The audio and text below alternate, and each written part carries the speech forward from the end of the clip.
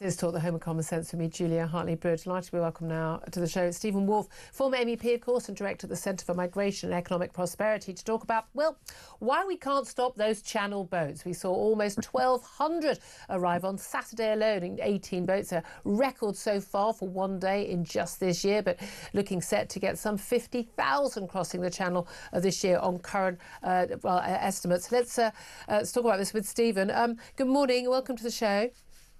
Good morning, Julia. Thank you for joining us. Now, we were going to stop the boats under Rishi Sunak. We're going to smash the gangs under Keir Starmer. Doesn't seem to be working very well at all. Spoke to the one of the defence ministers about this on the show yesterday. Like, how are we going to stop an invading force? We can't even stop a bunch of blokes without even passports, let alone rifles in dinghies.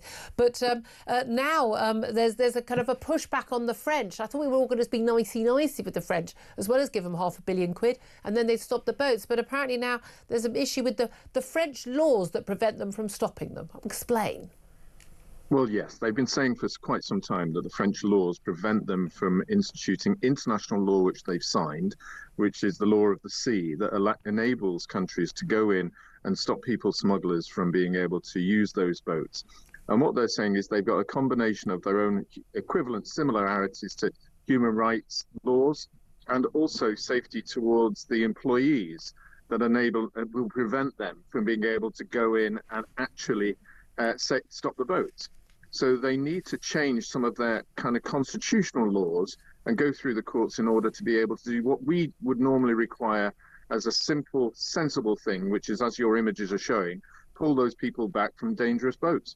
Yeah, I mean, exactly. I mean, they are unsafe in those waters, in those overcrowded dinghies. The safest and best thing to do would be to stop them from going off. We've had some pictures on the weekend of the French police videoing and smoking their cigarettes, watching these guys get on these boats. Now, I understand often these boats appear in the water. They don't, like, blow them up and launch them on the beach, because then they could be taken by the police. But they basically, motor them in to the shallow waters, and then all the migrants run forward and go to get in the boat.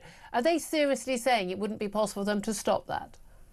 Well, of course, they would be able to stop that if they have the will. The Belgians have been doing this for some time, which is why that the Belgians do not have such a massive issue. Of course, that part of the channel also is incredibly dangerous in terms of the waves and the tides, so there's not used as much. But the Belgians take that approach that rather than videoing them and sitting there with a nice chitan and waiting for a coffee and being able to give these people an opportunity, even maybe push them out, so they get to the Brits, they actually decide to actually stop them. Yeah. And so they also understand that the law of the sea, SOLAS, enables them to prevent this from happening.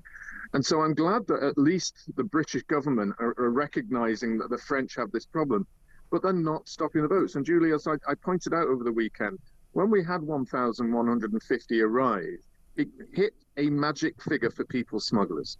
£1 billion is what the people smugglers have earned in revenue since 2018 in the 4,500 boats that they've used. Wow. This is enormous money being used by evil people, which funds criminality across the continent. I'm wondering how much tax they pay on that £1 billion of income. I think we all are we not? But this is the thing, and we're paying out of our taxpayers' money £500 million to the French to stop the boats. Now, the argument from the British and French governments has been they have stopped a lot more of the boats, but yet I don't know how they're stopping all these boats, and yet poor people are getting through, other than the fact, of course, they're now piling 50 onto a boat instead of 20 on a boat. Boats are getting bigger, but also they're getting more dangerous. They are. I mean, these are not really small boats. These are actually very large boats, and I think that the data should turn away from calling it small boats crisis to a huge boat crisis, quite frankly. And these are actually much more visible by drones. You should be able to stop them quite easily.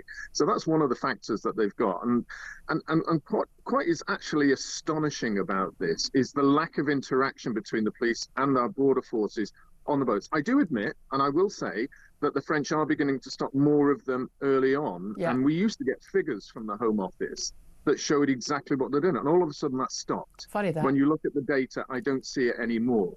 And so it is not really very helpful to government say that we are working with the French and then remove the figures that prove that. Yeah, it would suggest that they're not. Here's the thing, though. If we do see crackdowns, as many European countries are talking about doing in terms of really tackling this issue and getting returns deals and the like, are not more of those migrants going to try and make their way to Britain?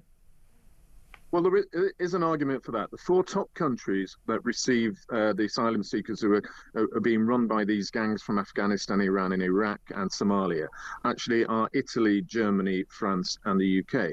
And as you saw with the riots in Paris over the weekend, as a result of that, you're already seeing in Paris nearly 35% of Paris and 50% in certain of the areas that are controlled by people who are connected to the migrant crisis there. Yeah. So they have a massive problem, and it's in their interest to shove it to Britain. Absolutely. And again, as soon as they get on those boats, not our problem anymore. Sorry about the accent. Stephen Woolfe, always great to talk to you. I always worry the fact that Stephen Woolfe at the Centre for Migration and Economic Prosperity knows a heck of a lot more about this subject than any of the government ministers I've ever interviewed on it, which is a little bit of a worry, isn't it?